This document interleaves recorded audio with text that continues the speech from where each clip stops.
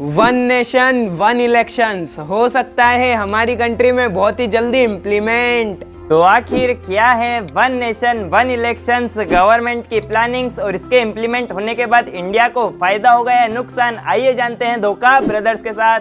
One nation one election. सबसे पहले जानते हैं one nation one elections exactly क्या है। वन नेशन यानी कि हमारी पूरी कंट्री, और वन इलेक्शन पूरी कंट्री में एक साथ एक बार में इलेक्शंस करवा दिए जाएं। अभी हमारी कंट्री में अलग अलग टाइप के इलेक्शंस होते हैं, जैसे लोकसभा के इलेक्शंस जिससे प्राइम मिनिस्टर्स वगैरह चुनकर आते हैं। फिर होते हैं स्टेट वाइज अलग अलग विधानसभा के इलेक्शंस जिससे चीफ मिनिस्टर्स चुन के आते हैं। और इन्हीं लोकसभा और विधानसभा में इलेक्टेड मेंबर्स और पॉलिटिकल पार्टीज अपने हिसाब से राज्यसभा में भी मेंबर्स को इलेक्ट कर कर भेजते हैं। लेकिन अभी हमारी कंट्री में हर 6 महीने में किसी न किसी स्टेट्स के इलेक्शंस आ जाते हैं, और जो पॉलिटिकल पार्टी के मेन मेंबर है वो जोरों शोरों से उन्हीं इलेक्शंस की तैयारियों में जुट जाते हैं, जिस कारण से बड़े बड़े पॉलिटिकल लीडर्स जो डिपार्टमेंट्स को लेकर बैठे हैं उनके कामों को होने में डिले हो जाता है। इसी रीजन के कारण अभी कैबिनेट में एक बहुत ही अच्छे bill one nation one elections को अप्रूवल मिल चुका है, जिसमें इंडिया में होने वाले सारे ही इलेक्शंस एक साथ करवाए जाएंगे, चाहे वो लोकसभा हो, विधानसभा हो, पंचायत हो, म्युनिसिपल कॉर्पोरेशंस के इलेक्शंस हो, एक्सेट्रा एक्सेट्रा।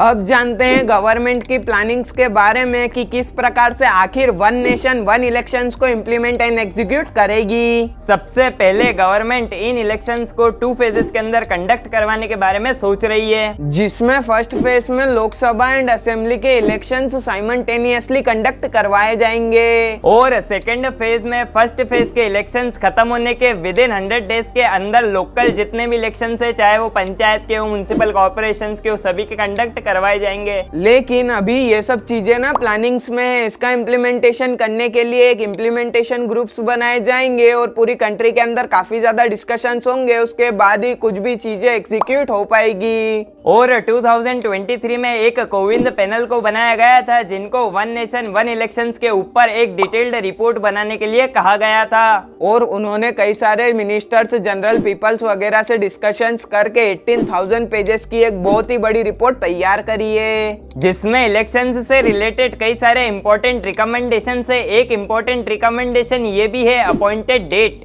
अपॉइंटेड डेट यानी कि ऐसी डेट जिसके बाद एक भी इलेक्शंस कंडक्ट नहीं करवाए जाएंगे और सभी इलेक्शंस को मर्ज कर दिया जाएगा फिर 2029 के जनरल इलेक्शंस के साथ। और 2024 से 2028 के बीच में जितने भी इलेक्शंस कंडक्ट करवाए जाएंगे उनका टर्म जो भी गवर्नमेंट बनती है वो थोड़ा सा शॉर्ट कर दिया जाएगा, और 2029 में सभी के इलेक्शंस एक साथ करवा दिए जाएंगे। लेकिन अगर वन नेशन वन इलेक्शंस को इम्प्लीमेंट करना है तो हमें हमारे संविधान कॉन्स्टिट्यूशन में चेंज करने की काफी ज्यादा जरूरत पड़ेगी, और इस बिल को इम्प्लीमेंट करने के लिए लगभग हमें हमारे कॉन्स्टिट्यूशन में 18 अमेंडमेंट्स को चेंज करना पड़ेगा, फिर ही जाके ये इम्प्लीमेंट हो सकेगा। लेकिन इसको इम्प्लीमेंट करना इतना भी आसान नहीं है, क्योंकि पार्लियामेंट उसके अलावा 50% हमें स्टेट असेंबलीज से भी एग्रीमेंट चाहिएगा, क्योंकि स्टेट असेंबलीज की पावर भी सेंट्रल गवर्नमेंट के अंदर इससे चली जाएगी। और अभी इस bill one nation one elections का काफी ज्यादा पॉलिटिकल पार्टीज ने सपोर्ट भी किया है, लेकिन बहुत सारी पॉलिटिकल पार्टीज के अगेंस्ट भी है, तो गवर्नमेंट को उनको भी मनाना पड़ेगा।